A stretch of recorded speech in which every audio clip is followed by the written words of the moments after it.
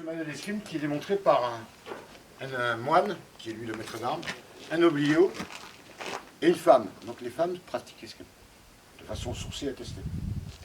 D'accord. Le boc ici, qui est comme l'épée et qui a une vocation défensive et offensive. Quand je protège un coup ici, il est défensif. Si je le mets au niveau des gencives, il devient offensif. L'épée pareil, si je veux pareil un coup sur la tête par ici, si je bloque ici, voilà, là il est défensif, là ici il devient offensif. C'est pas l'arme de la bataille, mais c'est la formation et technique et morale du chevalier. C'est l'épée, fait partie des symboles avec les éperons, son bouclier, ses écouleurs, au moment d'être adoubé. Donc je peux désarmer mon adversaire main droite, c'est dans ce manuel. On peut désarmer son adversaire aussi avec sa main d'épée. Je vais pouvoir éventuellement chercher donc des zones très compliquées à toucher pour couper à des endroits pas ou peu protégés. Et je vais aussi pouvoir me débarrasser de mon arme pour me sortir d'une situation difficile. Donc on va reprendre dans l'ordre. Désarmer son adversaire en utilisant sa main de boc ici en garde.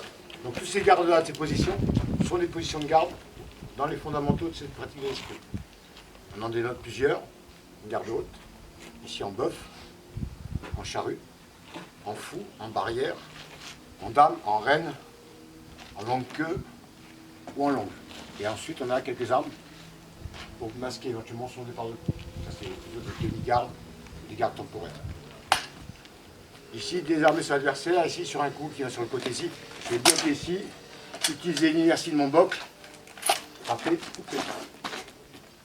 Doucement. Ici, je suis en garde, bloc. Je coupe. Du côté de ma main d'épée, désarmer l'adversaire avec ma main d'épée. De ce côté, bloqué ici, et je fais lâcher l'arme.